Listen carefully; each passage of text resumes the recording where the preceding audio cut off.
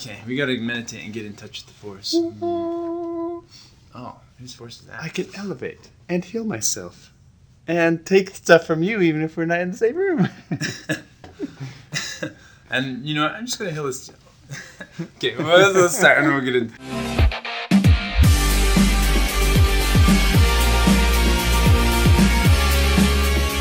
Hello, world! We are the Brother Floggers! And today we have a special treat for you. We're going to be reviewing Star Wars: The Rise of the Sith Walkers. No, The Rise of the Skywalkers. Just something like that. What's Sith? Yeah, some Sith. I have a Sith on my back right now.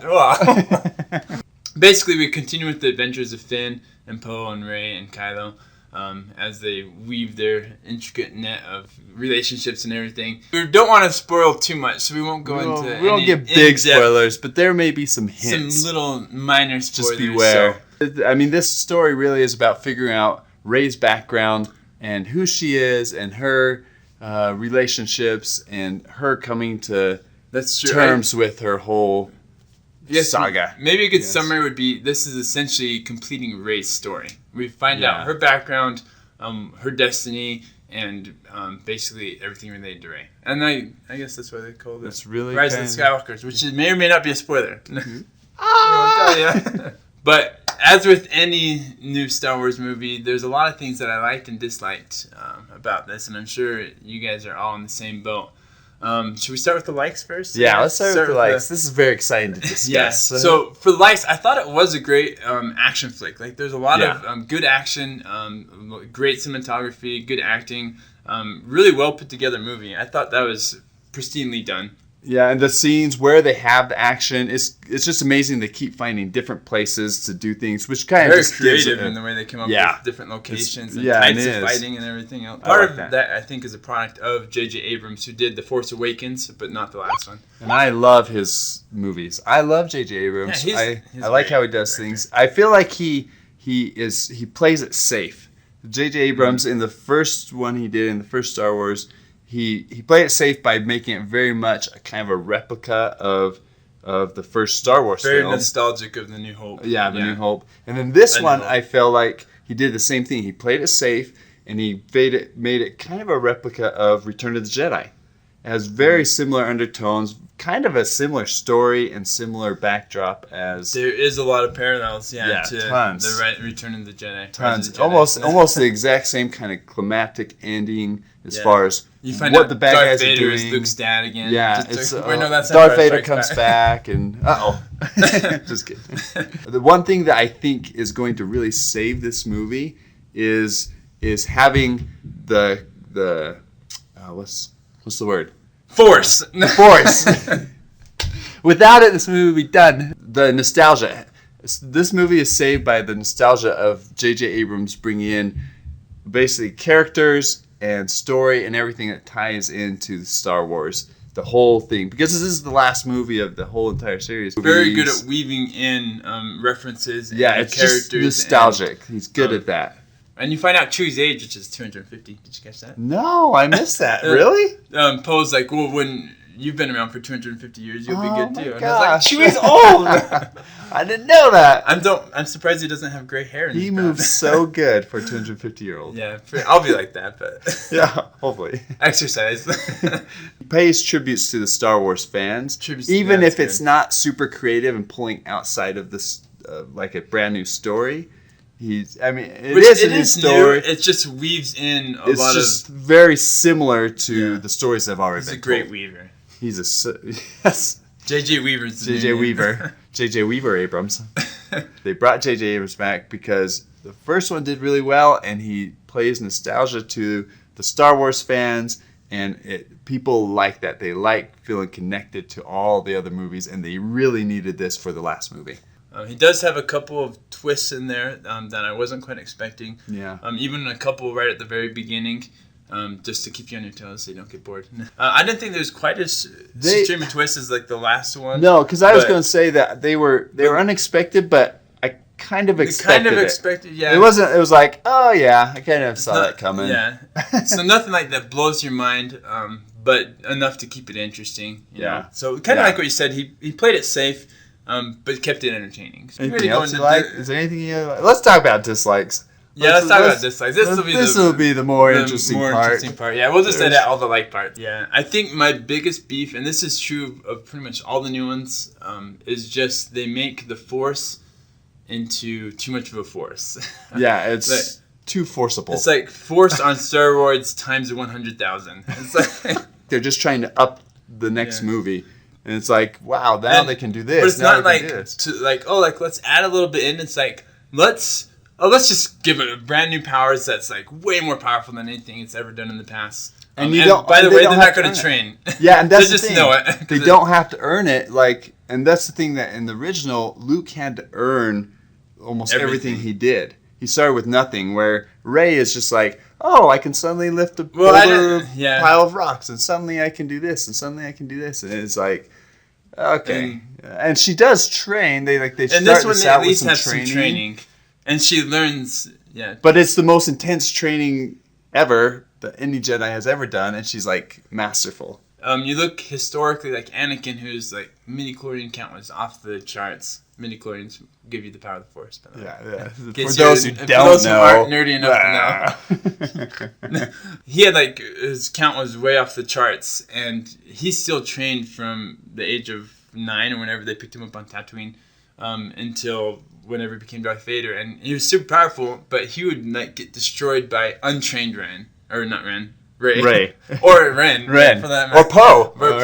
Or Poe would shoot him in the face and just stop it. Oh, another dislike that I really disliked gotcha. Was I felt like they threw you into this movie. It was super fast paced, which wasn't bad, but I felt like where's my train going? You got derailed. Oh man. You remember what you need to say. Oh. Just kidding. That's like a word. I felt like they were trying to be too funny and trying to push things too much. Like I felt like it was a big budget movie that they were trying to force too much into it. Like trying too hard. I guess that's what I'm looking for. That's interesting. I didn't have that feeling necessarily. But I was also consternated about the new Force powers. I'm like, what? Yeah, and that's okay. You don't have to agree with me. Okay, I don't agree with you. Well written, I like it. I wish they would have had more humor in it as well. I didn't feel like it was as funny as some of the others. There wasn't. It was more intense. Poe was pretty much the only real comic relief, and he was feeling the pressures because now with the resistance being so small or growing from such a small amount, he's the new leader. Yeah, and I like his Poe's development too of him being thrown into a leadership position in this one. He does have a great character arc from the last one where you see he was hot-headed and trigger happy, and because of that they lose the bombing run, if you remember in the last one. And you see that juxtaposition in this one where he's now learned to kind of accept the mantle, and he's nervous about it, but he's still willing to make the decisions that he needs to be a successful general. I didn't dislike this, but Princess Leia being in this movie. Carrie Fisher died in 2016. I saw her on TV, though. Yeah. She came back. Everybody comes back in this movie. Yeah, well, she did resurrect herself in the last one, which... So maybe she really did for this movie, to film it. Yeah, the Force is way too powerful when it comes to life and death now. But yeah, it is. They took filming from the previous movie. She's even more fake than the last one. She's more fake than the last one. And they made it, she's CGI throughout this whole film because she was dead for the entire filming. And so, but I actually didn't really notice. I thought, did they film some of the early stuff maybe with her before? But no. It's all CGI. There's definitely times you can tell, but some of them was pretty flawless too. It's pretty good for somebody who's not there to be able to film and add her in. Did she get paid for it? Yes. To her estate? Yeah, I paid her for that movie. She wasn't in it. Right? We're just using wasn't really her as an actress. Right? Good question. Something kind of fishy about Fisher. He only has 8 minutes of screen time in the movie. Oh, you're counting too? Yeah, I timed it. Every time she came on. Does that include the part when the blanket falls down? Spoiler! Oh no, the blanket! You can probably pretty much guess that she's going to die, though. Yeah, she has to. She has to. And every other. But how she dies and why she dies is kind of cool how they tie it in. That's part of the twist. I thought it was a decent twist, but again, I was still kind of peeved about the Force powers that she used, and without revealing too much, the end scene is similar to A New Hope sort of thing, where there's one weakness in like the enemy plan, and I thought the weakness was too weak. I was like, who would ever design an army like that? Like, seriously, they have the worst engineers and generals in the galaxy. Honestly, and I mean, it's not a huge spoiler that Palpatine's back on this. What? Well, sorry. You don't know is that Princess Leia is actually Palpatine. Yeah. The thing is he keeps coming up with the same dang plan. It's like the same thing. It's like come up with something new, man. This didn't work last time, but I'm pretty sure if I make it easier, then it'll work this time. I know there's like one thing to stop his whole plan, and it's like it just is. It's too. In fact, flawed. It's too flawed. And in this one, it's almost too easy. And I know that it was supposed to be hidden because it's on the Sith planet, but it's too easy to destroy and stop them in this. It's like and each independent ship it's a ship run with its own crew. Why wouldn't it be able to fly without their main tower? Yeah, because so I think how they explained it is because on the Sith planet and the electrical forces, they somehow had to have the tower to get them out, and which was upwired into the one which was ship. Just a communication tower. Yeah, on the ground exposed with no protection. Yeah, at least in like Endor, they had like a moon base that projected an impenetrable shield. Yeah, which is one of the reasons it was vulnerable once the shield was down. But the shield was the hard part. This one, it's like, oh, there's no hard part. We're just outnumbered. And once you got close to them, they couldn't even shoot at them. Yeah, so because they were shoot at all perfectly lined up, so if they shot, they'd hit each other. And so they had to send out TIE fighters, and so it was like, this is way too... The action was cool, but the reason for it... That was another thing. It's like Death Star, moon base, planet Star Killer, planet base, and now, they're just little guns you can put on your ship and it destroys the planet. And you're like, what? How is this technology happening? Leap is ginormous. There's a huge leap there. There's a lot of things like that where I felt it was just plot convenience. Like, well, let's just make this. That'll make the plot easier. And it's not like we're going to have to come up with something new or be creative. Why don't you put like a shield around the tower or like shock troops or some sort of protection? And again, I think they tried to explain it in that it's because they hadn't escaped the Sith planet yet. It had to do with being on the Sith planet. I didn't feel like that was strong. Yeah, or like, why didn't they just turn on the tower and leave when they saw the enemy come in? Oh, time to go. Oh, there they are. We better start the car. Let's get out of here, kids. It's like in scary movies when they walk in the room and they don't turn on the light. You're like, why don't you just turn on the light? The end of the movie, I felt like they tried to take a page out of Lord of the Rings, Harry Potter. Lord Voldemort is kind of like Palpatine, and they did have Lord of the Rings actor, which I actually kind of liked. He's a minor character, but I liked seeing him. But he had a pretty merry face. Yeah. Just in case you wonder who it was. But it is good. I mean, it's a good ending. Good. There's only one part about the ending that I didn't like, and it's almost like a Luke kissing his sister type of ending, which is very similar to that, and I just thought it was weird. The kiss at the end. There's a kiss at the end. I'm not to spoil everything. We're not talking about the lesbian couple. Yeah. We won't mention that. We don't want to talk about that. But there's a kiss at the end, which I thought was totally weird, and I didn't feel like it fit the whole relationship. It was weird because he had a beard. Yeah. Just joking. Not really. And it tickled. It was Luke. He kissed Leia again.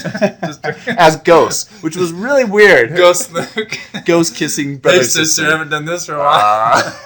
Good to have you back, sis. Beards, brother. So, spoiler alert. So she's not very smart at using the Force. Notice that, a little bit of spoilers, she can heal anything. Magically. So she heals a ginormous snake. And then shortly after that, Poe gets shot in the arm, and she flies with him across the galaxy, and she forgets to heal his arm. And I was like, come on. Which is kind of weird. You're not a very good friend, Rey. Yeah. I would be like, yo, I just saw you heal a giant snake. Pretty sure I can heal your arm. Bloop. Thanks.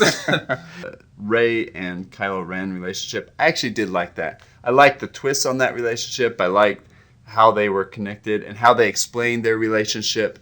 I actually liked that whole... I didn't like it so much in the last movie, but I felt like it kind of turned around, and I did how they explain it, how they explain their relationship and why there's a lot of explanation in this movie, which is awesome. Resolves, yeah, tons of resolution and not many questions at the end, which I thought was nice. which they have to do because they're not making any more movies.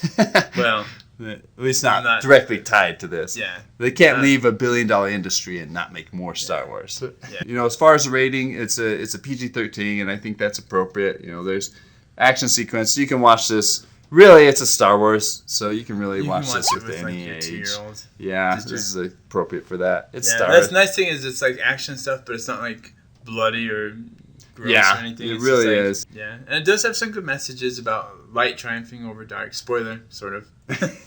Okay, yeah, no. Message of the whole saga. The bad guys don't win, I'm sorry. Yeah, dang it! And that there's always good in people. Yeah. And there's some good intertwined messages, which is consistent with the rest of the Star Wars. Like, it's just, it's a story about good versus evil. Yeah. And it's very apparent who's good and who's bad. Luke, you don't know what he is by the end. Well, with that kind of a beard. He was disappointing. Luke, the older Luke was disappointing. I feel like they shorted him. Yeah, Grandpa Luke. Luke. Cranky Grandpa. He's cranky and angry and fearful and Luke. Yeah, even though I came over all these terrible challenges, I had one too many in my back. I fell apart because of them. Because my nephew rebelled against me and I can't take it anymore. I was so close to my nephew.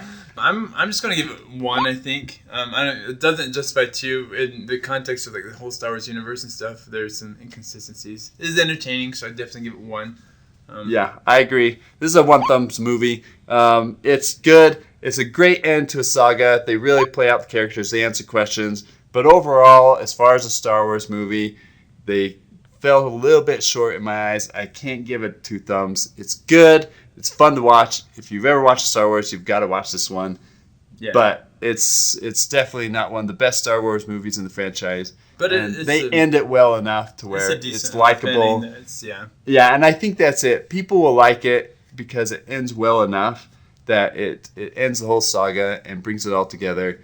And it pays tribute to all the other movies, ties everything together. Props to J.J. Abrams for pulling that many years and that many movies together, and so it's likable, it's fun, and and family friendly. So remember to like and subscribe our channel, and to watch more awesome reviews that we'll be coming out with. And for this one, in the comments below, let us know if you thought this was a good ending to the triple trilogy, the tri-trilogy, 9 trilogy, the Niner. Did you say a niner? I was on the walkie-talkie.